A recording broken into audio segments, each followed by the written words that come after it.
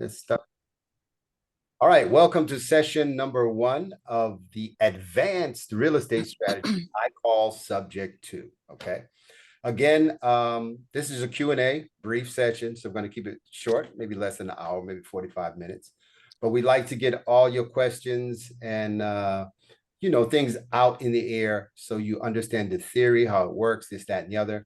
And then, like I said earlier, we're going to get into the nitty-gritty in session number 2, 3, 4, 5, 6, 7. So every time I send you a Zoom link, you're going to receive documents or materials related to that particular session. My humble opinion is that if you have a laptop, let me let Mike in. My humble opinion is if you have a laptop or a desktop that you download the documents and put them in a file in a category. Now, for those of you who paid for the course up front, you get all the documents ahead of time. So I think I sent Wallace documents. A couple people I sent documents ahead of time. If you paid for the course up front and you didn't get the full set of documents, let me know. Sometimes I forget. I just send you an email. You will get them. Those of you paying piece by piece, making payment arrangements, you'll get the documents accordingly. But you will get all the documents. So the documents I send you ahead of time, if you pay for the course, are the actual, what I call real world documents. The documents that I send with each Zoom link are going to be what we call training documents. So feel free to download them, write on them, this, that, and the other, make your own notes, all that good stuff. Also, for everyone, what we're going to do is we have a new strategy. We're going to give you a binder with all the documents in it that we've carefully put together for you anyway, and send that to your address if you want us to go ahead and do that. We'll just mail that to you, so you'll have that set up for you. That way you'll have it, in congruent order and whatnot, okay? So with that said, sometimes I get long-winded and I talk, and I want to welcome everybody. I'm excited. I love this subject to strategy. To me, it's not the end all be all, but it's a great strategy to have in your tool belt if you're a real estate investor, especially if you're a newbie, okay? Especially if you're a newbie. The reason why is because a lot of people love real estate because it gives them wealth. You can financially set yourself up. You really can do that. Okay. Now with subject to, what makes it different than wholesaling, obviously you get a contract between you and a homeowner or a seller, and you sell that contract to an end buyer. So you're not accumulating assets, which is the real estate, the house or properties. Okay. With subject to, you can do the same thing now. You can still get the contract and you can still sell it and assign it to an end buyer. Believe me, you can do that, and I'll teach you how to do that too. However, the beauty about subject to is that you're actually going to have assets, which is the real estate, the property, the house that you own. That's right. You're going to own it because you're going to have the deed to the property in your name, hopefully in the name of a trust. And we'll teach you about that too, to put your property in a trust to keep your holdings anonymous. And you would not believe how terribly important that is. Okay. So I love subject to. It's a great strategy. I've been doing this for probably a little over 22 years now. I started in 2001. I was here for the first crash in my time anyway, .com. And then the second one, 2008 to 2013, 15, whatever it was, I did that one. And now we're here for this next bubble, crash, downturn, whatever you want to call it. But I'm going to tell you, I see the same signs, and I think this one is going to be the mother of all. However, there's going to be a few different factors and what we call black swans that may happen. However, the bottom line is there are going to be massive opportunities to get properties, massive opportunities. So with that said, I'm just going to leave the floor open for questions, and then we'll just fly on the cuff there and make it happen. Good to see you, Wallace. Yes, sir. Yes, sir. You too. You too. Good seeing you as well. Yes, sir. Yes, sir. All right. So we'll open up the floor. Mike, how you doing there today? Hey, I'm doing good. How about yourself? Great, great, great. Let me grab my, what did I do with my cup of tea? Left it in the other room there. Okay, don't worry about it. So I'll open up the floor for any questions. Constance is here as well. Constance has been in this for a minute, not as long as me, but just as long. When I met her, she was a tenant of a property that I had taken over subject to and sold it to someone in New York City. And the person asked me, hey, I'm in New York. You're in Arizona with that property. Can you talk to the tenants, collect the rent, this, that, and the other. And that's how I met her, her and her family back then. And then she ended up actually working for me in the business. She had a crash course and learned this very, very well. And now she's my significant other. She's married to me, but she knows this just as good as I do. It's good to have a refreshing opinion. And she has the other side to this that sometimes I forget about and whatnot. So feel free to ask her any questions and she'll be able to answer any questions too. So it's been 16 years, Eric. I have 16 years 16 experience. years, okay. 16 years. All right, so I'm going to let you guys take over for a second. I'm going to grab my cup of tea. Take me 30 seconds. I'll be right back, okay?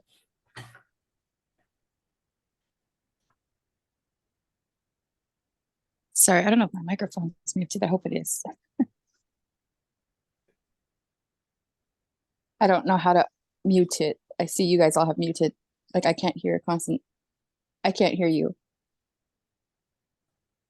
Oh, because she's muted as well. Yeah, I don't know how to mute it. I've been On the right hand top, you can button. You can see, yeah, you can hit mute if you want to. I see your record and I see all your pictures and then my pictures and then 3 dots at the bottom and no mute button. So I feel kind of awkward. Sorry. Oh, okay. Now okay. Sorry. Thank you. I couldn't hear anything from what's the name? Constance. Yeah, I think she's still muted. Yeah. Or she is muted.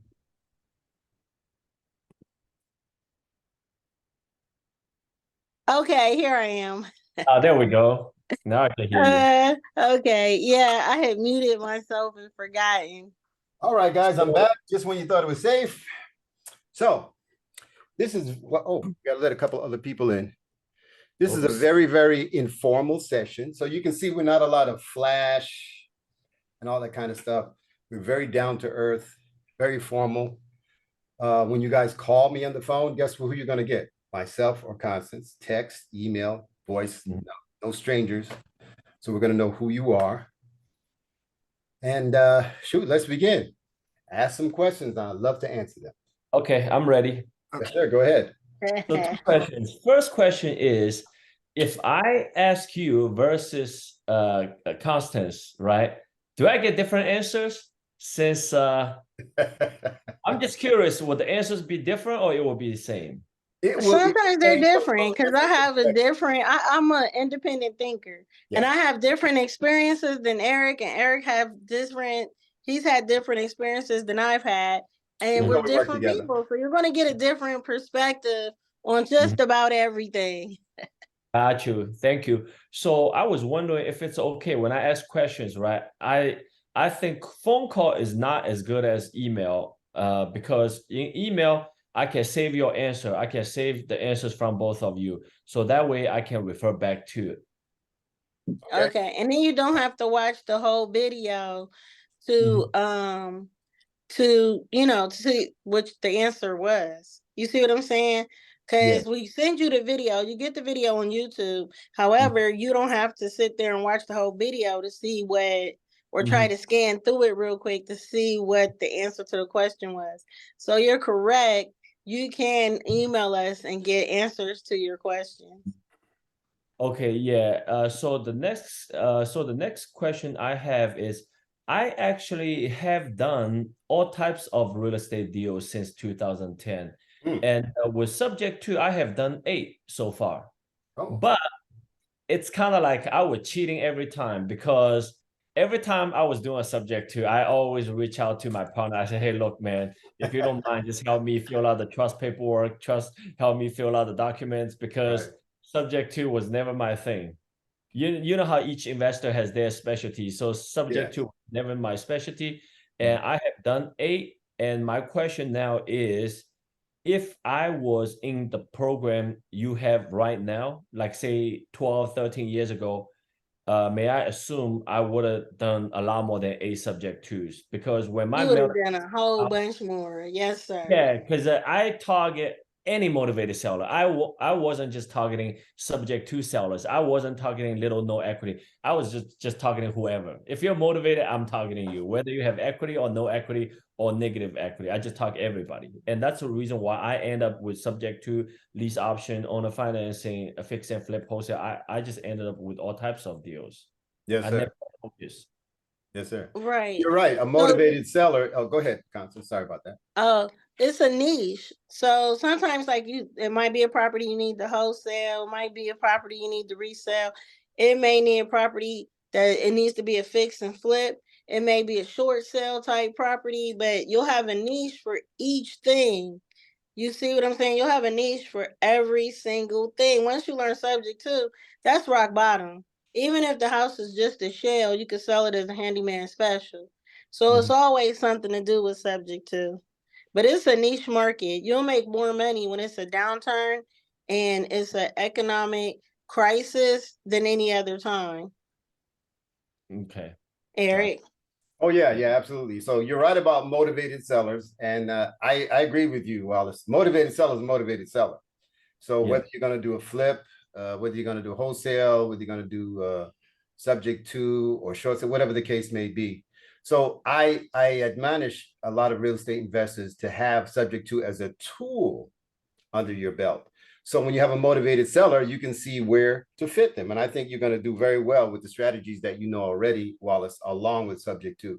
Because I can't tell you how many times I've been to a couple of meet and greets, and I meet people who fix and flippers, wholesalers, this, that, and the other. And I ask them, oh, how was you do? Oh, this, that, and the other. And the deals that they walk away from are the ones that could have got subject to, but they didn't know that they could do that, Correct. get the property. So to me, they're leaving money on the table, properties on the table. So, you know, it's a no-brainer to me. Now, me, I'm pure subject to. That's all I do. Now, that's not to say I won't do a wholesale deal if it, you know, if it comes through, or a short sale or fix and flip or whatever the case may be. But I am an advocate of subject to. The last go around, I think within the last bubble, I think we accumulated, at least in the last, let me see, from 2009 to 2013, maybe 47, 46 properties. And we had them all over the country, all over the country. Yeah, yeah. Nice. Yeah, so I tell people get prepared, especially if you do it the way I suggest you do it, which means you have your proposition on the internet on a website. Because I did that because I was ready for the local, but what happened, I got national people calling me all over the country. And I wasn't prepared to take these properties sight unseen or visit, but I had to do that. And guess what? It turned out to be very profitable. You know, turned out to be very. Yeah, I totally agree. So if I may, I would like to just mention maybe one or two of the subject to I have done you know, in the last few years, because I just want you to know exactly what happened to myself. Okay. Because like I said, you know, my subject to was like cheating subject to, because I had a friend help me out with all of the trust paperwork, because I didn't know how to Well, draft. that's not really cheating. It's good to have a partner. I mean, that's okay. Yeah, I like to ask questions because I feel like this is an open book test. This is not something I'm going by myself. Yes, sir. You know, so I just think the couple subject to I have done, you know, I didn't see any benefit in the beginning, because in the beginning I was like, why would I do this if I just make $100 a month or break even, right? So when I took over a duplex in 2016, here's the numbers. The mortgage was $695. Let's call it $700, right? Okay. And the rent was $1,500. But the house needed some work, so I was like, man, I gotta put up those money, like, you know, 10 grand to fix up the property, get it rent ready, and then, you know, it seems like it's gonna take me a couple of years to get my money back. So long story short, at the time, seller owed like 120, and the house was worth 150. So there was very slim equity in there. But now, fast forward to 2023, the house is worth 300,000. So the value went more than double, and now My rent is 2,500. It's going to be 2,600 next year, very soon. So now my mortgage payment is still like 695. So now I'm at the point I'm almost gonna cash flow $2,000 a month versus a few hundred. And also at the time when I was owing like 120 on the mortgage, right? Now I only owe 89,000. Look at that. You came out great. And that's exactly how it's going to be, Wallace. That's how exactly it's going to be. So right now we're experiencing a downturn. And if you get these properties, I'm going to be honest with you guys, most of the properties you're going to get when the crash finally happens, they're going to be most likely, not always, but most likely upside down, which means that there won't be no equity, no spread in there. And the person who you're taking the property from is going to owe more than what the property is worth. That's why they couldn't sell it when they were motivated or in pre-foreclosure or had to get out of town and go to the new job, but they didn't want to walk away and foreclose. So we're simply going to take those properties, as Wallace has done, hold on to it, rehab it, make some money on it. But look what happened now that he still has it. It's double or triple its value, right? See? Yeah, double. So that's the beauty. That's the beauty of it. And a lot of investors traditionally, because of the way they think, they're traditionally not going to take any kind of real estate that doesn't have any spread in there. Okay, doesn't have no spread. That's how they think. They're made to think that you got to have spread immediately. But we can take upside down properties. That's what subject to allows you to do, and take those properties and make them cash flow, even if there's no immediate equity and spread in there. That's what I love about it. And you make money on each property if you do it the way we suggest. We just suggested. If you do it the way we're suggesting, each property, you're going to make money on the front end because you're going to collect from your tenant buyer via rent to own or lease option. You're going to collect an option payment. And that could be, you can set what that's going to be. That could be anywhere between 5,000, 10,000, 15,000. That's an option for them to purchase the property at a later time. So you're going to collect that up front, right? And then during the term of the lease, which could be 1 year, 2 year, 3 year, 5 year, whatever, you're going to collect on top of that mortgage. So let's say, for example, your mortgage is 1,500, which you're probably not going to find one nowadays like that. But let's say one is about 1,500. And we suggest you want to make anywhere between at least a minimum of 300 on top of the mortgage. So you're going to rent it out on a rent to own for $1,800. That means you're going to make $300 per month. If that's a 12-year lease, that's $300 times 12. If it's a, not 12-year, pardon me, 12-month lease. If it's a 24-month lease, you get the idea. So that's going to be your money you're going to make on the middle. And then when your tenant buyer sufficiently gets credit to get finance to purchase the house from you, you're going to cash out again. So with each property, you're going to make money in the front end, the middle, and the back end. Now that's suggested. That's how we like to do it. That's how we like to do it. The reason why is because if you place yourself in the traditional landlord-tenant situation, what happens when the AC breaks down or the boiler breaks down? You, as the owner, landlord, traditionally have to pay for that, right? So the lease option agreements that we structure, and we're going to give you those too, and we're going to go through that and show you how to do all that as well. It facilitates you not coming out of your pocket or out of your bank book to do any repairs or any maintenance. Your tenant buyer, see, they're a tenant buyer, not just a tenant, right? They're renting with the intent to purchase. So what they're going to do is that they're going to take care of any maintenance. They're going to take care of any repairs. They're going to take care of anything related to the property. Just like when a person gets a traditional mortgage. Let's say you have a mortgage with Chase Bank or Wells Fargo, and your AC goes out and you're making mortgage payments to the bank. Do you call the bank and say, hey, my AC went out? They're going to be like, well, nothing we can do. So we're placing you in the same position as the bank. See, you're not going to be responsible for repairs. You got to be responsible for maintenance. So that means less money out of your pocket and more cash flow. Technically, theoretically, that's the way it works. You get money on the front end, right? That option payment, which we're going to teach you about, the middle and the back end. And that's just one exit strategy. Of course, there's many investors who know about subject to, and maybe they didn't get any deals, or maybe they're not proficient in it. if they understand that you get these subject to properties, trust me, they will be knocking on your door and calling your phone for these deals. And all we do is once we get the contract, we just assign it just like a wholesale deal to the investor for cash. Same thing, right? The beauty about that is that there's different levels of assigning properties to get cash from another end buyer or wholesale. If we just get the subject to contract, right, we can just sell that contract just like a wholesale deal to an investor, and then he goes ahead and consummates the deal, puts it in a trust, gets the deed, and does everything else. So that's $1. That's one figure that we can charge. Maybe you can charge 5,000 for the deal, 10,000, I don't know. Just some numbers I'm throwing up there. But if you go ahead and get the contract and then you get the deed and put it in a trust, guess what?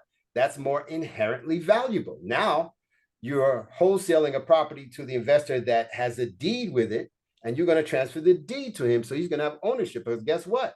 That's not 5 or 10,000 for the contract. That may be 10, 15, maybe 20, 25,000. Remember, these are just numbers I'm just throwing out there arbitrarily, just to let you know the scale, right? And then if you go a little bit further and you put a cash flowing tenant in the property, and then you assign that to the investor, what? Now you've given the investor some cash flowing property. So now he's going to pay more for it. So there's different levels when you assign these properties to investors that you can make a very good amount of money. All right. Or you can just hold on to them yourself and let them appreciate in value. Now, it took about 11 years from the last crash, 2008 to maybe 2019, for values to go back up. So look, you may have to hold on to these properties, people, for 5 years, 10 years, 12, 15, who knows? We don't know. But when it goes back up, you're going to make a lot of money, as Wallace would tell you, as so many investors would tell you. I even had tenant buyers who could not fix their credit at the end of their term, right? They couldn't fix their credit at the end of the term. So what happens? And we had this property for me, a couple of times for 3 years, right? It was still upside down and they were ready to buy. So what did we do? We just assigned them the deal like an investor. We gave them the deed for the same cash that we were asking at the end, maybe 25, 30,000, right?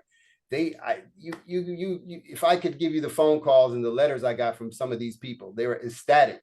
They still held on to the property until last year, the year before. So back then, a property might have been 250,000, right? This property they got now is 450, 500,000 in equity. They made off like a bandit and they love it.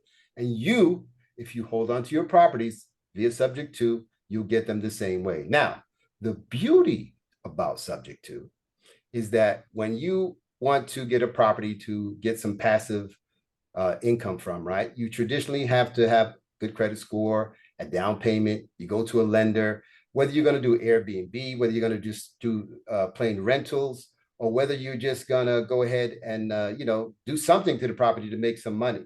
All right. Normally you have to go the traditional route, put your credit score and your signature on the line. God forbid, if something should happen, right, economy wise, and you foreclose, that's against your credit. With subject to, when you get the property from a motivated seller, the mortgage already comes with the property. You see, so you don't have to qualify for a mortgage. You don't have to put your name on the dotted line. You don't have to qualify for a mortgage. It comes with the deed. So a lot of investors have good credit scores, 800, 750, whatever. And if they'll still go out there and buy properties, but your debt to income ratio, you're limited as a person to how many properties you can get traditionally with your credit and even cash. With subject to, you can do what we did last time, 46, 47, because our name wasn't on the line, and no debt to income ratio, no credit check, no qualify, no down payment. That's what I love about it. All right. That's what I love about it. You don't have to use any of your credit. You're not talking to the bank and asking for a loan. Never asking for a loan. We don't believe, and that's just us, in going to the bank and getting loans. Okay. We don't believe in doing that. And if you follow our direction and our suggestions with subject to, you won't have to put your credit on the line, and you may have great credit, right? But things happen to good people. I know a lot of investors during the last downturn had excellent credit, but guess what? The financial debacle that happened, they lost their houses, they got foreclosed on, their credit was damaged because they had those houses in their name. With subject to, when you take the property, the mortgage stays in the original homeowner's name. but the deed to the property goes in your name or your entity. That means you own the property. That means when you sell the property, you get the proceeds, not the person on the mortgage, okay? When you rent the property, you get the proceeds, not the person on the mortgage, all right? So you have the benefit of helping someone stop their foreclosure, save their credit, and you get a property that you're going to make money on. And let me tell you, one of the best things about this is that some of you are going to see a property that you like. And guess what? All you got to do is move in. As long as you can pay the mortgage and afford it, you can move in. I've done that plenty of times here in Arizona. You know, there's certain places where, you know, you have to have a certain amount of income. Like here, Scottsdale, Arizona, if you know a little bit about Phoenix or Paradise Valley. And those are $1 million, $2, $3, $5 million areas where you have to have X amount of income. Back then, I was able to move into any property I wanted in any neighborhood because I had the deed and I simply moved in and made the mortgage payments, lived there for 6 to 8 months out of a year, and then sold the property and flipped it. So you can do the same thing.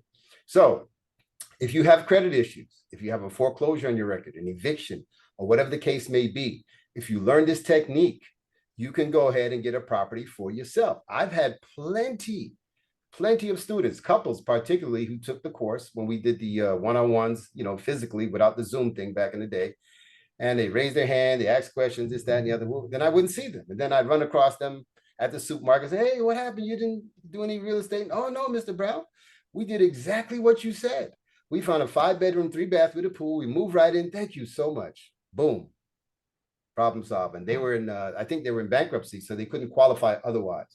So subject to allows you to do things that you couldn't do traditionally. However, as Wallace carefully pointed out, it requires a motivated seller.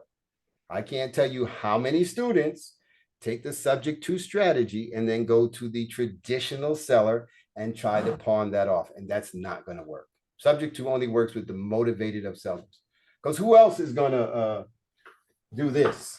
Give you the keys and the deed to their house and walk away.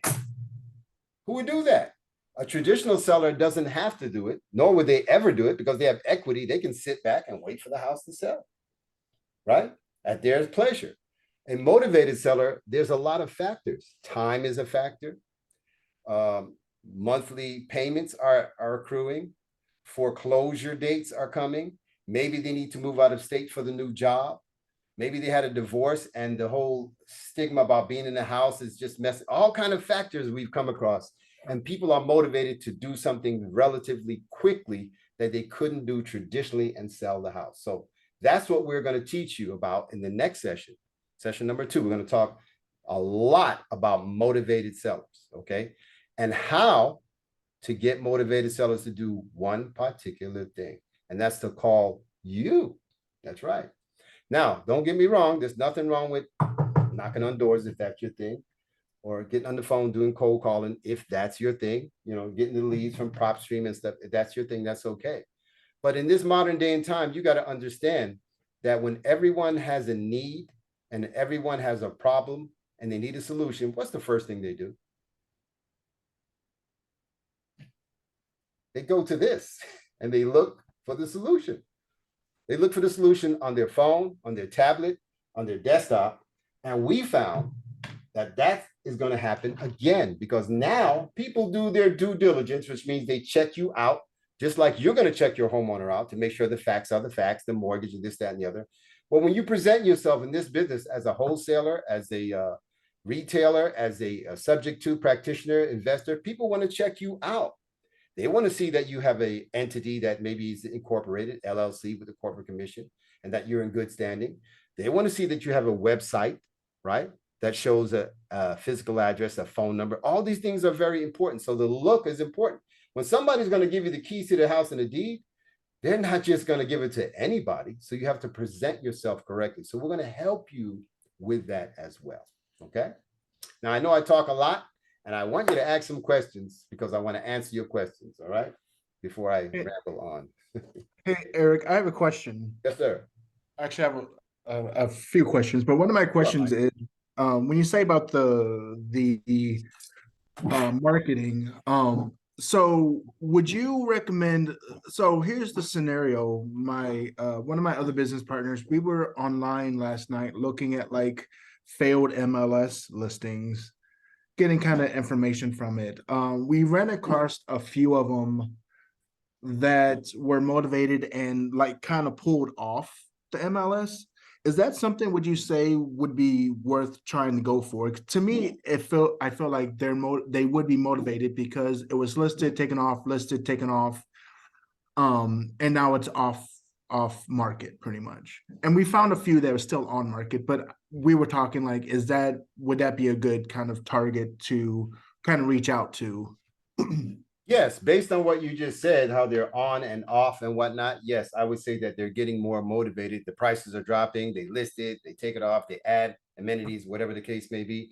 So with that said, I've gotten subject to deals that were on the MLS, right? But it was a no-go. It was sitting there for 6 months, didn't sell, whatever the reason.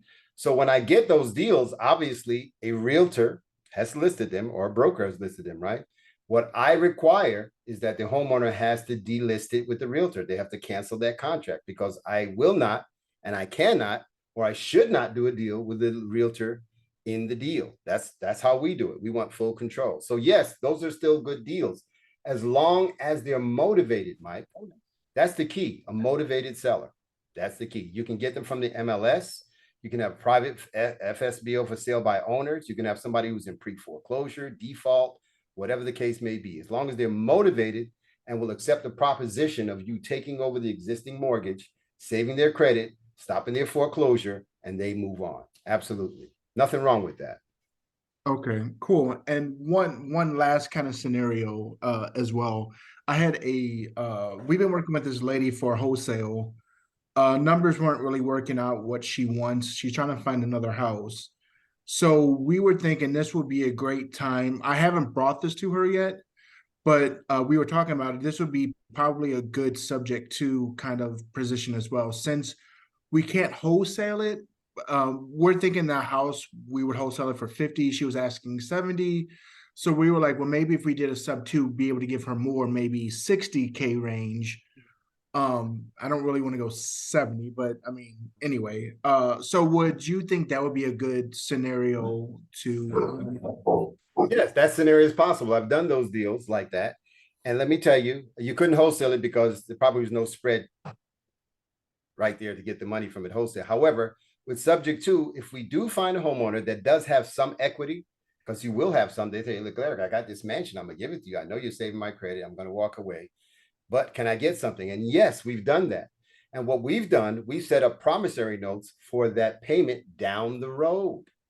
Sometimes I've set up a promissory note that the homeowner or the former homeowner gets the money when we sell the property, when we gets refinanced by a tenant buyer, or at some particular event when we get the tenant buyer in. If the tenant buyer is bringing 20 grand or 15 or 30 grand to the table, we get a portion of that to the seller. So yes, you can absolutely do that. Absolutely.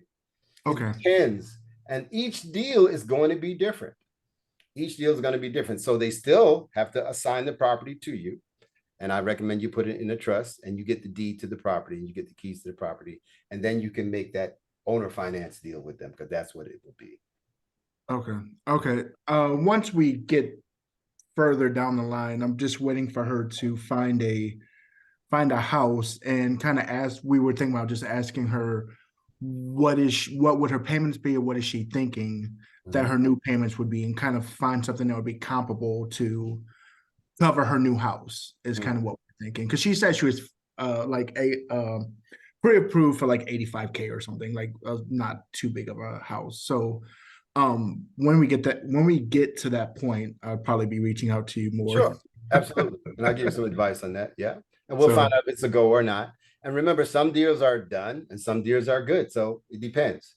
And the level of motivation for the homeowner, from the homeowner is key to this whole thing when it comes to subject to. I think it probably would, because she was trying to sell it on Facebook. That's how we kind of came across her. And it's been going on like 3 months right now. Not with a realtor, not contracted with a broker, a realtor. No, nothing like that. Just trying to do it herself. And we've said, oh, we'll just keep in contact and we'll just check with you. And that's what we've been doing. So excellent. Excellent. All right, thanks. You're quite welcome. Thank you for those questions, Mike, and those comments. Anybody else have any questions or comments? This is just a Q&A session. This is a breakout session just like that. That's how it is. How you doing, George? Good to see you. Hey, how you doing? Can you hear me? Yes, sir. I can hear you. How's it going? Great. I was trying to test my microphone earlier, and sometime I was plugging in the webcam and it wasn't recognizing it by the computer. So I just wanted to make sure that you can hear me before I start asking my questions. Yes, sir. We certainly can. Go right ahead, George. Sure. Well, what I wanted to find out was I had remembered when you said I understand that there's several different options, several different strategies of the sub two, but when you were talking about the lease option where you have a tenant in there, and I understand that the original intent of the option is to come to an agreement with the tenant and say, well, you can live here for 1 year, 2 years, 3 years, whatever you agree on. And during that time, they're going to start preparing to get qualified for FHA or whatever their goals are. Right. Now, during that time, you had mentioned that the way that you structure your contracts is so you're not responsible for any repairs or maintenance during that time of the contract. And what I wanted to know is, suppose that tenant during the lease time decides, you know something, regardless of whether or not they, at the end of the 3 years term or whatever, they decide that either that they don't want the property or that they don't qualify for the traditional mortgage through FHA. What happens with all the maintenance stuff that has been accumulating over the years? Does it fall straight back on you, or is it something that you have an exit strategy on as far as passing it off to another investor or something like that? I'd like to find out more about because I mean anything is really possible. Yeah. Just because we make an agreement and say 3 years from now I'm going to buy it at this price doesn't necessarily mean it's going to work out that way. You understand? You're absolutely right, George. And to answer your question, we've had that happen. We've had people in a 1 year, Oh, okay. 2 year, 3 year lease, and they didn't do anything to their credit. They didn't qualify, or they decided that they didn't want to stay in the house for whatever reason, and they had to move on. And as soon as we found out, we immediately marketed the property again for another tenant to come back in there immediately. Now, remember, this current tenant was doing maintenance, repairs, and whatnot. And the way we structure it, we're going to visit the property periodically every 6 months to see what's going on with this tenant who's, intending to purchase. So hopefully, everything is going well. Everything is well kept up because they're going to buy the property and they have to keep it in a certain shape for even to get qualified, because the lender that they're going to go through, remember, they're going to do a walkthrough in the property. They're going to check it out, do an inspection and all that. So it has to be up to par. So with that said, our strategy is immediately, as soon as we find out the tenant no longer is going to purchase the property, we put the property on the market. And it's in the contracts that we give the tenant that, if you decide you don't do this, you can't qualify, you don't want the property for whatever reason, that we immediately have the right to place devices on the property, rent to own, show the property, this, that, and the other, and whatnot. So absolutely. Plus, it's in the contracts that they lose their option payment. The option payment is non-refundable. Non-refundable. So all the money that they invested in the maintenance and repairs, that's gone? That's right. And it says, according that, to the contract, let's say they build a sunroom, George, right? They put a sunroom in there, or whatever, or a man cave, whatever.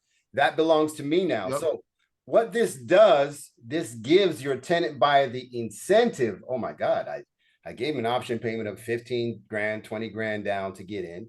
I'm making these payments. I'm doing the maintenance and whatnot. It gives them the incentive to go ahead intelligently, to go ahead and get that loan and purchase the property. And that's what you want. You want them to do that. and it's in the contracts. You'll see when we go through it, if you go through the whole course, it's in there multiple times. The option payment is non-refundable. So with that said, if you have a regular tenant, right, who's not on a rent to own, and they give you a month's rent, month's security, and a financial debacle happens, they may walk away because they say, well, it's just a security deposit, first month, whatever, right?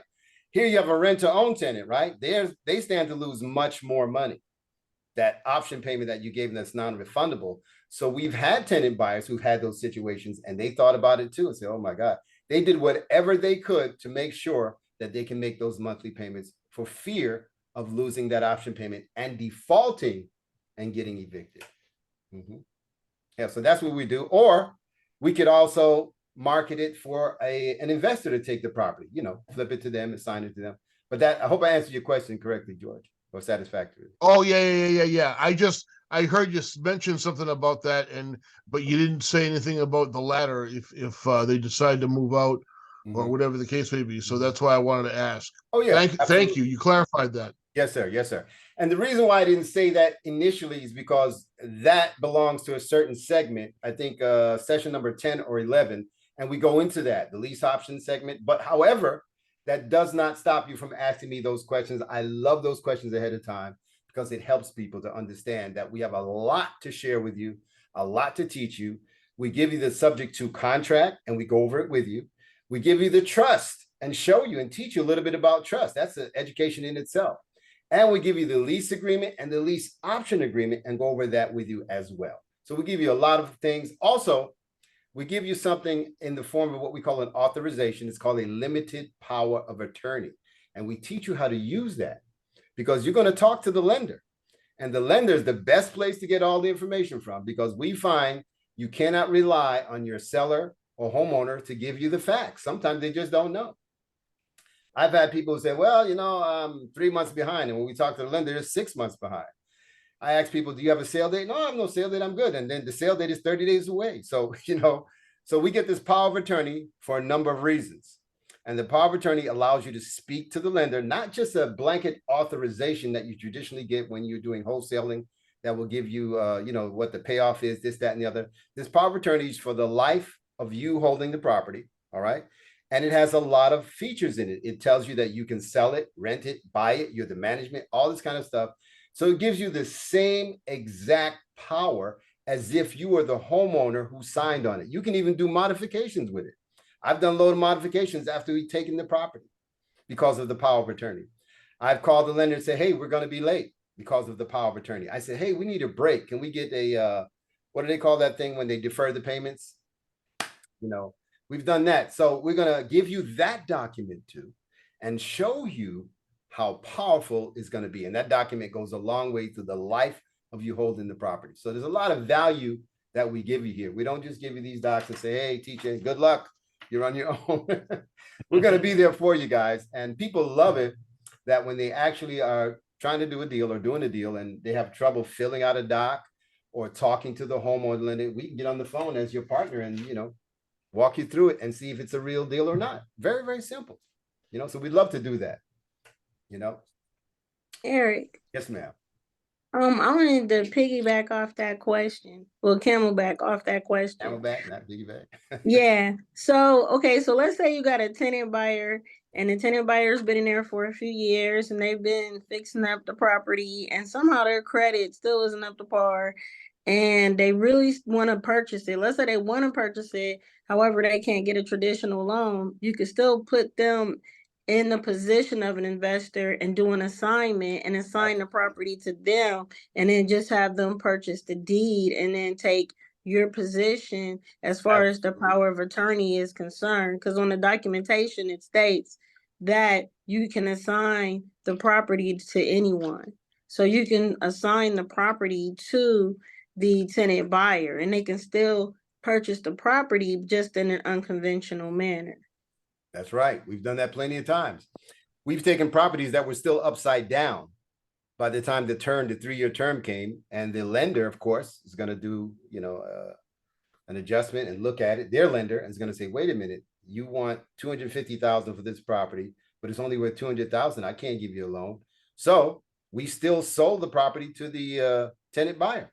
We simply sold them the deed and assigned them the contract and the rights, and we still made off good. So that's another way that you can still make money. And of course, to go right back on your question, George, we've had tenant buyers for that same reason. They knew they didn't qualify traditionally for the mortgage, but they were still able to buy the property from us by purchasing the deed, and that's how we did it. Yep, so I know this is getting a little technical for some people who are new here. So I would like to step over to Sharita. Sharita, how you doing today? Do you have any questions for us? Don't be shy. Any questions about subject to the strategy, how it works, anything in your mind? We'd love to answer your question, Sharita. If not, don't worry. I'm just picking on people. You know, we want to get you out there. Don't be shy. Eric, we have some questions in the queue. I believe we do. Wallace had a question and Mike has a question. I'm not They've been looking. raising their I'm so hand, sorry. however you missed it. I'm sorry, guys. I do apologize. Okay, so Mike has a question. Can you extend the lease by like 12 months? You certainly can. We've had people who their lease option ran out and they're good tenants. They make payments all the time and they say, hey, even though it's a 2-year lease, can I extend it? You absolutely can. And that's up to you. That's up to you.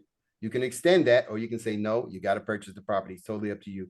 Good paying tenants, we'd extend it.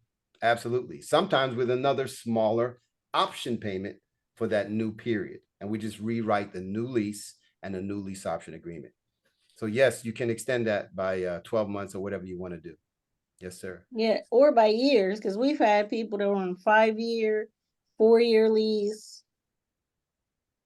Yes. So absolutely. yeah, so you could do a few years. If you think it's gonna take them like 3 to 5 years after you looked at their credit and you've done your due diligence, like it might take them 3 to 5 years, or it might take 3 to 5 to 7 years for the economy to build back up. That's Because what happened last time, 9 every, years. I say 7 to 9 years, you have the FOMO period. Everybody gets the fear of missing out, properties go up, and it becomes a seller's market.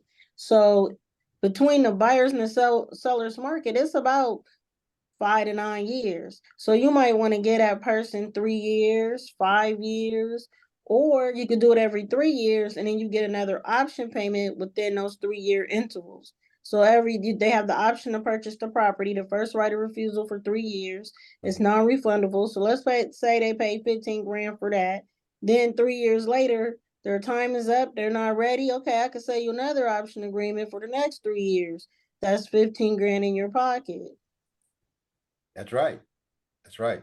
It's creative. You can do whatever you like, whatever the buyer and the seller is willing to bear. I'm telling you, I love this market. I never had a deal that's the same ever in subject to. They're always different, you know. Did you have another question, Wallace? See, your hand was up. Yes, sir. Yes, sir. Missed you. Sorry about that. So yeah, no problem. So my question is, do you and your wife agree or disagree that sellers, even though they are all like called a motivated sellers, but the motivation level is different? Meaning, I ran into sellers, right? Like no matter what, they refuse to do a subject to. However, they sign a lease option with me all day, every day. And then when the lease option period is over, they still willing to extend to do anything I want, but they just never gonna give me the deed. So in that event, I just feel like the motivation level is different. Absolutely. Even though, you know, that is Right. a seller as well. Because I got one, believe it or not, right now, the 10-year term, I did a 10-year term, and now the 10-year term is about to be over this year. Because I started in 2015 with that deal. And now, yeah, because now it's 10 years. You know what I mean? Like, if you don't give me the deal, what do you want to do? You want me to extend for another 10 years? I mean, I'd be 52. You made some money on it though, right? Oh, of course. I mean, Yeah. I took over, it was $1,500 a month that we agreed. And today, guess what? It's still $1,500. But my rent to the tenant buyer is already at $2,300. Look at that. Look at that. And I understand exactly what you're saying, Wallace, because I've had sellers, homeowners who didn't want to give me the deed either. And they did a lease option with me over and over again because they didn't want to give up the house. You see, that's what it was. Exactly. Exactly. So you're right. The level of motivation is different, and you got to know, you know, what kind of skills that you can come into still keep the deal on the table. And that's a very, very good option, lease option. Absolutely. Yeah, but here's the thing though. I don't mind to extend for another 10, 20 years, but one day I'd be dead. I mean, when we first started, I was 32 and now I'm 42. But then if we do another 10, I'll be 52. But then my seller is way older than me. My seller will be in his 90s. I mean, what are you doing with the house? Well, you should put a contingency in there that, you know, after the end of this last deal that we have, that, you know, you sign the deed over to me and let's move on. I'll give you some cash for the deal, whatever. You know, some people need a little level of motivation. Everyone's different. Yeah. You know, Yeah, that's what I would do. No kids. And, you know, after this time, the seller will be in his 90s. It's crazy. It's crazy. It's crazy. You're right. I don't know. The motivated sellers that I go for are the ones that they have absolutely exhausted all of their options. There is nothing else for them to do but sign the deed over because they've exhausted all their options. They couldn't get a modification. They're about to go into foreclosure. They didn't read their mail. Their mail's just stacked up. They haven't even opened it. When they did open the last letter, they got 2 weeks to go. I gotta help them get out of foreclosure. They don't have any other choice but to deal with me and to follow my plan because I present my program as a mortgage relief program. So it's a debt relief program. So they have to see if they qualify for my program. So that's how I present it. So once I get these motivated sellers that are, I don't like to use the word desperate, they just exhausted all their options. Once I get them in, once I reel them in, they're not the type of person that's going to wait. They're the type of person that they're going to get this taken care of as soon as possible. They want to save their credit. They want to apply for a program that's going to help them get them out of their situation. I don't offer any cash, any money, or anything for their property because I'm going to pay these back months that they didn't pay on their mortgage. So I got to see what type of program that they qualify within my original mortgage relief program. So that's the reason why I don't get sellers that's going to sit in their house for years and years. I don't get that. I get those people that's ready to go. And you have to find that target niche market, which should be very easy right now because it's layoff season. Ford laying off, Google laying off, everybody laying off, banks is closing down. This is subject to time right now.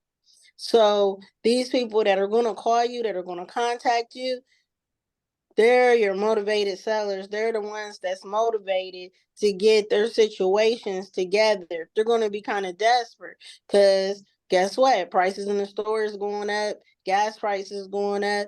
They're stressed out. They just want to move on and get this problem solved.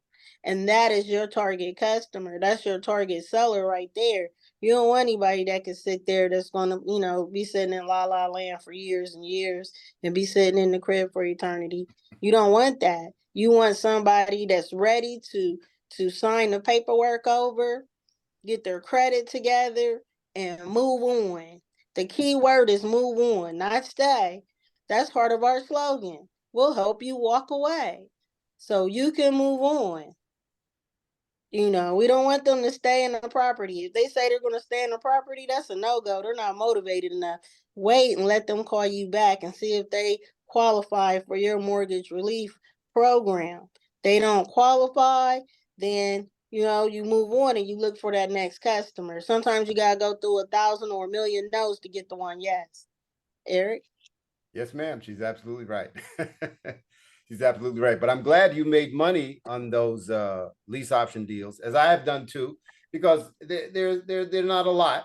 There are a few. And the idea of subject to is to acquire property, acquire real estate, which is your assets, and it builds wealth. That's what we love about it. It's a real wealth building asset thing. And that's what I like about it. However, Wallace, you're like me. I don't want to walk away from that deal. What can we do? Let's do a lease option and still make some money, right? Yeah, but I do understand what you're saying, Yeah, your wife has a lot better plan than I did, because when I was doing the deal, I had two intentions. One is I want to make some money. Two is I want to help the seller. So as long as you give me these 2 points, I will do the deal. But now she was saying, "Hey, are you gonna qualify for my my That's mortgage right. relief?" You know, so she That's made right. it sound like I don't need you, but you need me. You know, so now she Exactly. table around. You know what I mean? Because the way me and you do is like whatever, as long as we can make something, we help you. But That's she's right. like, "Hey, we have qualifications. We don't just take anybody, everybody. So That's if you right. can't afford $100 for the steak, hey, you go to Wawa." That's right. I mean, so now I know how to operate. You're Right, absolutely right. And right. that's why I have her on my team because, we play good cop, bad cop. So I Mhm. may be presenting a deal and she says, you know what, let me speak to them a little bit. And then when she gets done with it, it's a done deal. They're signing the deed over, the mortgage over. So, you're absolutely right. So that's why it's good to have a partner with a different perspective on the same thing so you can see what your options are. Very, very good. Yeah, I think she's more profitable than us, Probably. right? Probably. And Yep. she has sometimes women have good intuition because Oh, I've taken some deals and she says, Eric, you shouldn't do that. I said, no, it's gonna be fine. And then I'll tell you, Wallace, it came to bite me yeah, real she was hard, right. real bad. And I'm like, oh my God, she was right. But I couldn't see it. But for some reason she could see it. And she said, And one of the deals I took, man, was the worst thing we ever did. We ended up going to court, it was really, really bad because she had a bad feeling because the particular seller had a particular aim. See, they were, they had a plan in mind, and I didn't know that, but she saw through them and ended up biting us. So you're right. Mhm. Yeah, yeah. My wife is the same way. She called like 3, 4 times, told me not to do the deal. I did it. I lost money every single They time. know. Yes, yes, they know. Women have tuition. See, all you women out here on this thing here right now, this video and this live session, you guys are gonna do well. You have intuition that sometimes we men we get a little myopic, a little bit narrow-minded, but you have some intuition and you're gonna do well when you learn this strategy. You're gonna do very, very well. So don't give up. If some of this sounds a little technical to you, don't worry about it. You're gonna learn this. We're gonna teach you to it in layman's terms, very, very easy. We hold your hand. If you're a newbie, don't worry. We're going to hold your hand. We're going to explain to you the terms. It's going to be very easy. We'll walk you through it. If you have a difficult seller, we'll get on the phone. If you need to talk to the bank, and we can explain to you how to talk to, because there's certain ways you can talk to the bank too. Number one, that power of attorney that we give you, we have a little niche that we're going to show you about that. It's going to work for you, and you don't have to get nervous. All right. Your first time and your second time, you may be, but once we show you how easy it is, especially what she was talking about, the motivated sellers. And she presents it just like that. We have a mortgage relief program. Let's see if you qualify for our program. Yeah, absolutely. Absolutely. Anybody else have any questions? Come on, fire away. This is the Q&A time because when we get to the next session, we're going to talk a lot in session number 2 on Tuesday about marketing primarily. And let me tell you, we're gonna hammer marketing, hammer it. Because let me tell you, you could know this strategy like the back of your hand and know the documents, but if you have no people calling you, you're not going to be able to do any deals. Or if you don't have any a lead source that's good, you're not going to be able to do any deals. So marketing is critical, very, very important. So we're going to talk about that heavily in session number 2. All right, so this is a great time to ask the theory of subject to. If you got any deals, potential deals, you heard about it, ask away. Carmen, Lisa, Sharita, Shiva, don't be scared. Can you Hi. explain that? Can you hear me? Oh, go Yes. ahead. You can go ahead, Sharita. Oh, okay. I was saying, can you explain that lease option in detail? I guess maybe an example of one that you've done before, and then the website assistance that is provided for the program, with the program, or in addition to the program. Can you explain more about that, please? Yes, ma'am. So we're going to Thank teach, you. and I think if I remember correctly, it's either session number 9 or 10. We're going to go into the lease options or lease, rent to own. It's sometimes called rent to own or lease with option to buy. So rather than set up your property as a rental property where you have to take care of maintenance, repairs, this, that, and the other, we're telling the renter who's going to be a tenant buyer. So they're going to be renting, with the intent to purchase. So we're going to give you two contracts to give them. We're going to give you a lease agreement, which is how they hold and possess the property. And then we're going to give you an option agreement, which is just exactly what it says. At the end of the lease term, they can exercise the option to purchase the property. So this means for the tenant, they love this because, you know, property values might go up, or you might want to sell the property, but they have first right of refusal. In other words, while they have a lease option agreement, I can't sell it to another tenant, and they like that. Not only that, when they have a lease option agreement, we're going to set the price right there and then. So if property values start going up, tenants love that. What, I bought it for $300,000, now it's worth $450. I think, you see what I'm saying? So they like that, you know, but that's exactly what we're going to do. So the lease option agreement gives your tenant the option or the right to purchase the property at the end of the lease term. And the lease term could be 1 year, could be 2 years, could be 3 years, could be 5 years. And at the end of that term, they're obligated to at least try to make it, but they don't have to. Some people just walk away at the end of the 3 years. Oh, this was great. And that's it for whatever reason. And they lose their option payment because it's in the contract. Okay. You make more money this way. Number one, you get that upfront payment from the tenant buyer, not a deposit. It's different from the deposit. Deposit is one, you know, month's rent, right? Security deposit. Option payments in the thousands. You set it. You can set it for 5,000, 10,000, 15, whatever the case may be. And you can use that as an incentive to take off the price of the property too, if you want at the end. We'll show you how to structure that as well. And then you're going to make money on the middle while they're on that lease term. So you're going to make money in the beginning. You're going to make money in the middle while they're leasing it. And at the end, when they get financing and purchase the property for you, you're going to make money again. So you're going to make money 3 ways if you do a lease option as your exit strategy in just that one property. Imagine if you have 10 properties.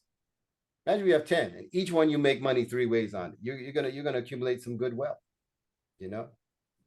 But we're gonna go into the teaching and the strategy of that when we get to session number 10. However, doesn't mean you don't ask the questions. We love that. But we're gonna go deeper into that strategy and how that works, and to fill out the documents, how the paperwork works, and everything in that particular session. Thank you for that question, Sharita. Appreciate that. Miss Carmen, did you have a question? Don't be shy. I have a question. Yes, ma'am. Okay, thank you so much for the opportunity to be here. And Sean is here with me. Lisa, yes. Yes. And Sean is here as well. How you doing, Sean and Lisa? Glad to have you aboard. Whenever the mortgage is, everything's deeded over to you, and all these years go by while you have somebody in the property, do you ever find that the original homeowner has concerns about that mortgage still being in their name? I think that's the part that I'm trying to digest. How do you overcome that objection? Absolutely. So in the contract that we have, we stated, and we verbally tell the homeowner to look, and you know, number one thing that they ask, when is this going to be out of my name? Right? And we tell new investors, never, ever, ever, ever promise a homeowner or a former seller that, oh, in 1 year I'll have it out of your name, because you don't know. What if it's upside down for 10 years, right? You don't know. So we tell them that we could hold the property for 1 year, 2 year, 5 years, even the 30-year term, is the 30-year mortgage. And then when that term ends, we're able to sell the property then. That's exactly what we tell them. We tell them the truth. We don't promise them nothing that we cannot deliver. Never, ever do that. I know so many investors got in trouble. They messed up by promising, oh, 1 year I'll have it out of your name. Don't worry, 2 years. You don't know what's going to happen. You don't. And you may be stuck with it, paying the mortgage because you promised that. So we don't do that. Okay. So, Eric. Yes, ma'am. Oh, go ahead. I have an answer for this one too. Yes, go ahead. Most people don't have a problem because we're paying their mortgage, so their credit's still going up unless they want to purchase another property. So if there's a circumstance where they want to purchase another property, however, you got a tenant buyer in there and the tenant buyer's not ready, you can always give them an estoppel certificate, and we'll teach you how to do that too. And you can get them an estoppel certificate. They can take the estoppel certificate to the lender, and the lender will see that someone else has taken over, is subject to, that the deed is in the trust, they're no longer responsible for the property, so they can purchase. They're clear to purchase another property. Good So point. that's one way that you can do that. So usually though, it's usually not a problem, because as long as you're paying it and you're making the payments on time and their credit is good, they don't really care, unless they'll come around like if they want to purchase another property, and Right. that's usually it. And then you're also going to have people that see that, the property's been fixed up, it looks nice, equity done went up on the property, and they might come back and throw you a curveball and try to get the property back. We've had So that. we'll teach you what to do so you don't have to go through that as well. Eric? Very good. And I had Kathy, one tell more you, she's got question. some good points. Yes, ma'am. Go right Are ahead. are the forms different from state to state? The forms that we Yes, get. ma'am. Yes. Go ahead. Yes, ma'am. The forms are different. As laws change, we'll tell you, what you can and cannot change in your contract. But our contracts are written by attorneys. So if you have something else that you need to put in there, you may want to see an attorney. But if it's something simple like, what can I use for example? Okay, so here in the state of Arizona, when we do our leases, because we do a net lease. That's what that's called, a net lease, so that we're not responsible for anything in that property that we don't have to pay for. However, if you're a tenant in the state of Arizona, you can have a net lease and still get the air conditioner fixed. And that's a downfall here. Just a side note, just in case you ever get any property here, it's like it's always a shortage of air conditioner parts here. So get air conditioner parts in the wintertime. Anyway, so yeah, so it's a shortage here. So it takes like 3 weeks to get an air conditioner fixed. But we'll go into detail about that too. That's why we don't take Section 8 properties, because if you take a Section 8 property tenant as a tenant buyer and you don't have an air conditioner fixed, you're stuck. You're Right. done, because you have to get that done. They only give you a certain amount of time to do it. So that's like something that you would have to adjust your paperwork for and things like that. Subject to laws are real funky in Texas. Texas is not a good state to do subject to, although subject to is really, really popular there. But I don't do any properties personally. I don't like to do any subject tos in the state of Texas. So you'll find certain places where subject to is real easy, and then you'll find some where it's like little laws, things you can do and things you can't do. And as time goes on in the class, we teach different things that pop up, because we watch the news all the time. We keep up with the laws, and we'll tell you and we'll notify you, hey, this is what's going on in this state. This is what's going on in this state. The best state to do subject to is the state of Illinois. That's where subject to was created. That is the best state to do Atlanta. subject to, because it's real, real easy. So we'll tell you different things, as time goes on and you're taking the class, you'll learn a lot. But we recommend that you do not change your contracts unless it's totally, totally necessary. Because the incident that Eric was referring to that I told him not to do, that's how I knew, because the person kept wanting to change little things in the contract. And so to me, I'm like, oh, they want to keep changing the contract. There's some shystiness going on here. So that's how you know they want to change things.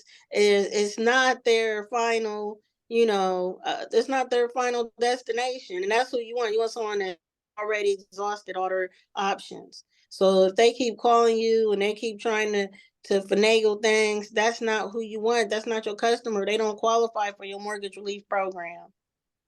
That's right. Absolutely. So Eric? the contracts we give you are basic contracts. And I always advise you that in your state, you look at the state laws, because state laws change year too. And if they change, you have to adjust your contract. So I say the contract that we give you, and we've done subject to probably in every state, I think, except Hawaii. I don't think I've done Hawaii. So what I'm saying is that when we give you the contracts, you want to check with your state laws, state legislature, maybe contact a real estate attorney and see if there's anything in there that violates, any of the laws, and change it accordingly. But for all intents and purposes, we've used them in every single state with minor adjustments with no problem. Okay, thank you so much. You're welcome. You're welcome. All right. So I probably going to have to end this because it's 6:39. We like to keep the Q&A for an hour. We like to keep all our sessions for about an hour, maybe an hour and 15 minutes. So we don't drag this on, because our time zone here is 6:39. And we know in other places it's like 9:39 right now. So we want to respect your time. that you've come and given to us, and we really appreciate you guys. And the next session, again, is going to be session number 2. God willing, it should take place on Tuesday at the same time, 5:30 p.m. Arizona time. And we will send you the documents, the information that we're going to talk about. A lot is going to be on marketing. What is a motivated seller? How to get them to call you. Again, we're not against knocking on doors, not against calling on the phone, doing cold calling. Some people are great at that. But we find out that when you have your proposition out there in the public and people read it already and they call you, that means they're halfway sold. All you got to do is fill in the blanks and we make it happen. Motivated sellers. So with that said, this is just the last call for any questions. If you don't have any questions, we're going to bid you guys good night. This recording will be made available to you. Usually we have the recordings the next day. However, tomorrow, Sunday, we will not be in the office. So this recording is going to be made available to you on Monday. If we happen to come in tomorrow, it'll be available to you tomorrow. So in most cases, the recordings are the very next day. So you can go over them should you miss them, or you just want to go over the questions and answers that we covered so far. I have one more question if I can. Oh yeah, go right ahead. We love questions. Sure. too. I was listening to your conversation earlier with the person who was talking about the owner wants to know when their name is going to be off the deed, off the mortgage completely. And what I wanted to find out about that was I've heard different stories, and I want you to separate myth from fact. As far as this due on sale clause debacle, there's a lot of debates going back and forth about due on sale clause.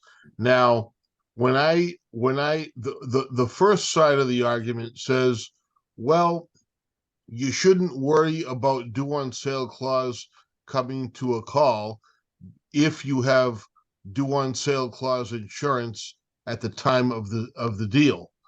Now, from what I understand, it's 1% of the purchase price, whatever that comes out to be. And then on the other side of the coin, the flip side of that argument says you shouldn't need due on sale clause insurance if you structure the deal in a way where the mortgage insurance switches the original seller's name from the primary name on the mortgage insurance certificate to a additionally insured on the bottom of the document, Right. and putting your name on the top. Now, if you switch that detail on the mortgage insurance, you should have no worries about the due on sale clause popping up later in the future, and you shouldn't worry about more due on sale clause insurance.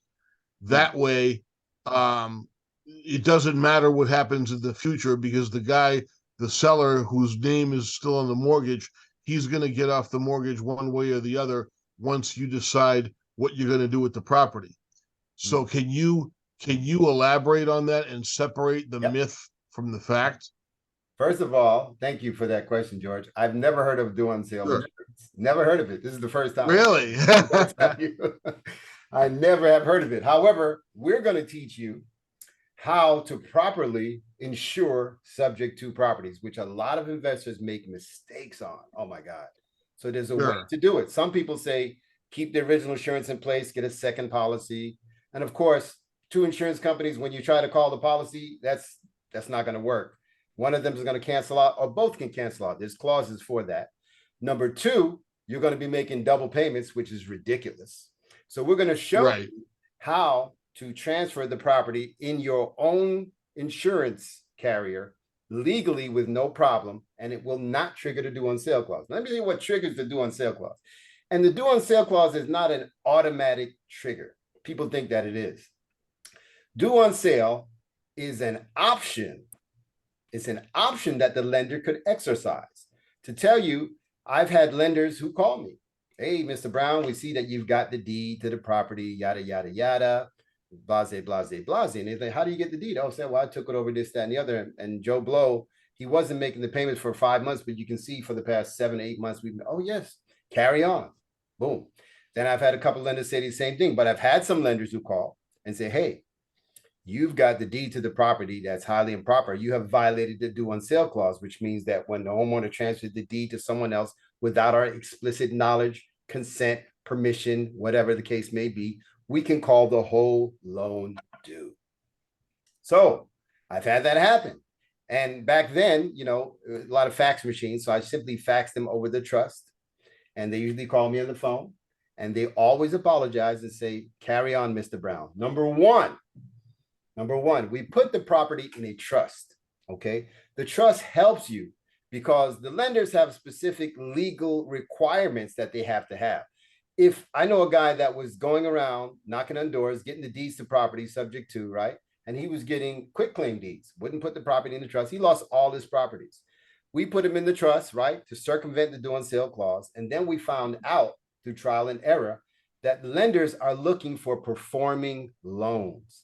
They're looking for performing loans. What lender is going to, in their right mind, foreclose and call the loan due when the payments are being made, number one, okay? And then you satisfy the requirement by putting in the trust by the Garn-St. whatever act, I forgot what that is and whatnot. And that's exactly what they want. I'm going to tell you this, knock on wood.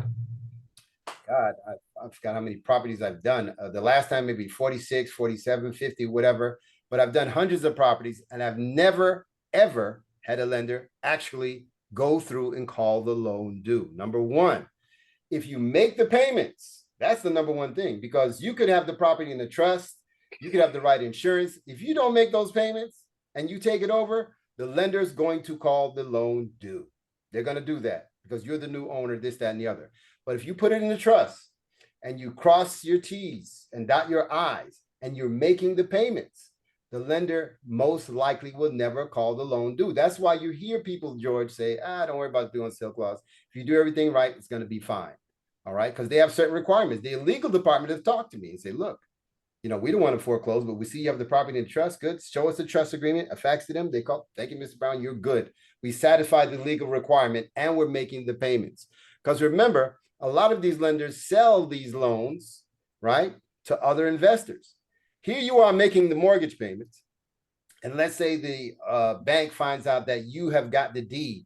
You transferred the deed, you violated the due on sale clause, and maybe they want to go ahead and, you know, have you do an assumption or maybe put a down payment or maybe a higher interest. Maybe that's why they're calling the loan due, right? But they have to explain to the investor who owns that loan, right? Because I've had it happen. You know, I had them try to pull the due on sale clause. The investor owned the loan, says, what, is he making the payments? Yes. And you're trying to foreclose? No. Most investors are going to say no. If the payments are being made, they're not going to allow that property to foreclose. Remember, banks are in the business to get performing loans. They're not in the business to get real estate. Okay? They're not in the business to get real estate. However, you have to properly put your property in a vehicle that satisfies the lender's legal requirements so they don't have to do the due on sale clause. All right? They don't have to call the loan due. All right? Now, again, I've never heard of due on sale insurance. First time, George, I'll be honest with you. I've never heard of it. I'm going to research that online. Maybe that's something new that's going on. But if you properly do the insurance, now, a lot of guys do double insurance. In other words, they keep the insurance from the homeowner and they have their own because they figure when you change insurance, which happens, the lender's going to be notified and they're going to know you have the deed, right? But if you place it properly in the trust, like we teach you how to do it, and still keep the homeowner on there in a certain particular way or view, the lender is not going to call the loan due. So again, I'm going to say what a lot of the experienced practitioners of subject to say, that you generally don't have to worry about the due on sale clause. If you hold the property properly, you do the insurance properly, you cross your I's, you dot your T's, and you put it in a trust. If you don't do those things, most likely they will call the loan due because now they have an avenue to do that. They caught you slipping. Okay. But I'm going to look at that insurance for due on sale. I've never heard of that. That's a new one for me. I don't know. Thank you. It'll be something new. And I'm glad you brought it to my attention, George, because we're gonna look Yeah, at it. yeah, I'm glad that I brought it to your attention because I heard about it around maybe under a year ago, and some people are saying that it costs about 1% of the purchase price, I heard you say that. whatever the purchase price is. Mhm. But if you're gonna spend, let's say, 60,000 on doing sale clause insurance, there's no point in buying a house with $60,000 of equity, That's right. because that's where it's going. That's You know what I right. mean? So I that's agree. the only reason I brought that up. I agree. I And I'm didn't glad you brought that up. understand why would. Yeah, all right. Go ahead. Do your research. Oh, I am. I'm going to look at that because I need to know. And I'll tell you guys, we don't profess to know it all. We do not. We're constantly learning. We're constantly searching. We're doing, because laws change, things change all the time, especially in real estate. So we love it when you give us these little tidbits of information. We'll do the research on it. You do the research on it. We'll come together and we'll make it happen. All right. Thank you, George. I really appreciate that. Eric, Yes. Absolutely. Mike asked a question. Mhm. He asked, it's in the chat. He asked, can the tenant buyer purchase the property before the lease is up? Yes. Yes. They can purchase it anytime they want. If we do a 2-year lease and they wanted 6 months and they qualify, done deal. Absolutely. Yep. And Carmen, let's see, can't wait website. Okay, whoop, niche. Yep. Carmen, call me Monday morning. Okay. We're going to get together on your website and make it happen. That's just for you. All right. Can they buy it early before the lease expires? Yes, they can. Yes, they can. Yeah. Okay, good deal.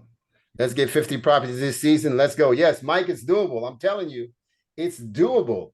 And when we acquired 46, it's because we were being picky. Now, when I first did this in 2001, it was like you turn on the light and there's ants and roaches all over the place. I'm telling you, me and my partner used to drive by houses when people called us and saw our website. And we used to drive by, we used to look at it because we were silly. You want that? I don't know. And we just kept going. Oh, you want that? We'll take. That's how easy picking is going to be when the crash happens. When the crash happens, people are going to walk away and give you these properties, like Constance said, because they're going to be so motivated. They're going to be between a rock and a hard place. And the benefit of subject 2, like she said, is that you will be paying someone else's mortgage. So if their credit score had dropped prior to them meeting you, you're making their credit go high. That's why we don't pay for these properties. Unlike other subject 2 practitioners, we don't give the homeowner any money, and we'll teach you about that too. We present ourselves as a service. All right. Eric, Sharetta has a question. I think her name is Sharita. Sharita has a question, and hers was, how do you wait a minute. It says, how do you meet the seller's deadline before foreclosure? Well, first of Or all, before you have a tenant buyer? well, we're not going to know what their deadline is until we meet them, of course. And of course, if there's a foreclosure sale date, it depends. A lot of times we're able to talk to the lender and get the foreclosure postponed. And there's strategies for that too. We'll show you how to do that. All right.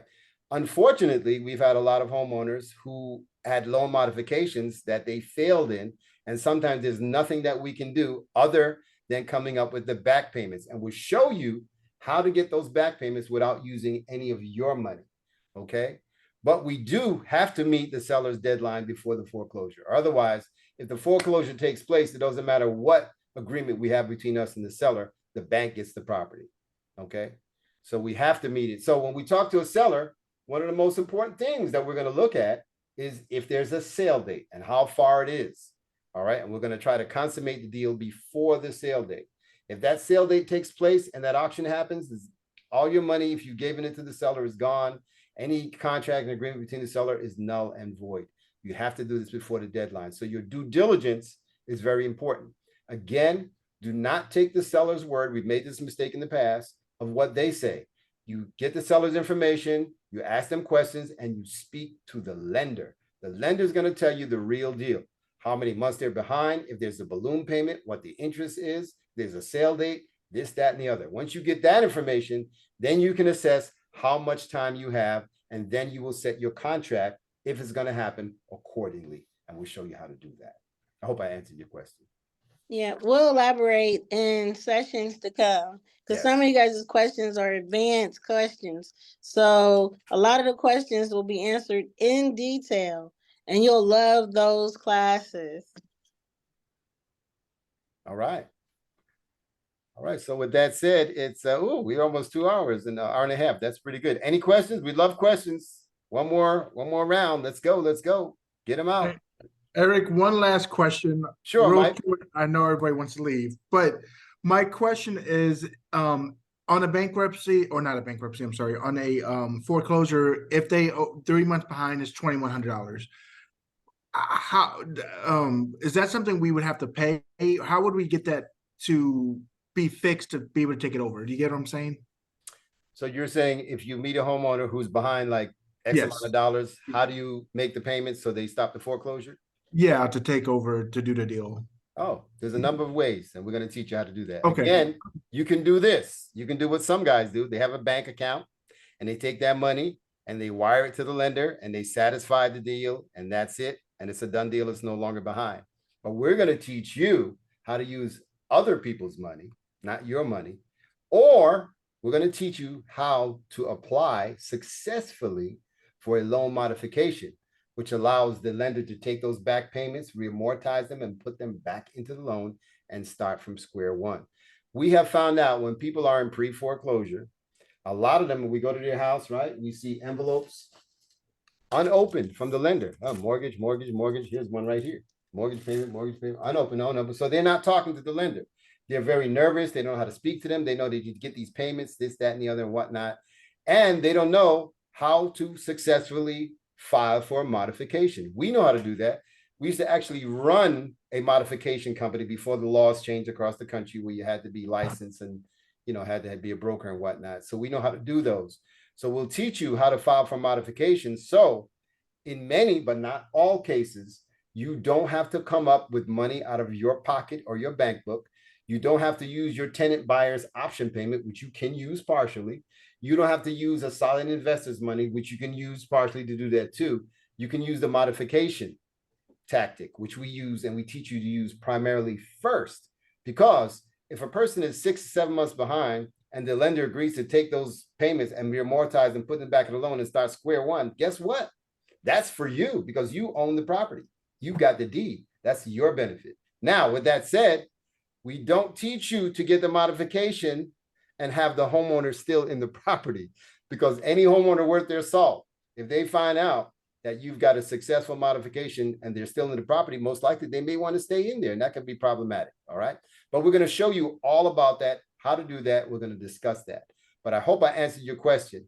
There's various ways that you can get the payments for these back payments. And that's a very intelligent question. That should be the number one question in everyone's mind. And our strategy is it doesn't come out of your pocket at all. Awesome. Thanks so much, Eric. You're welcome. All right. So Lisa, Sharita, George, Mike, Carmen, Wallace, and Constance, we really appreciate the time and effort that you put forward today with your questions. And we promise you there's going to be a lot of information coming. Every time we do a Zoom, we're going to send you the documents. I'm going to try to send them a day ahead.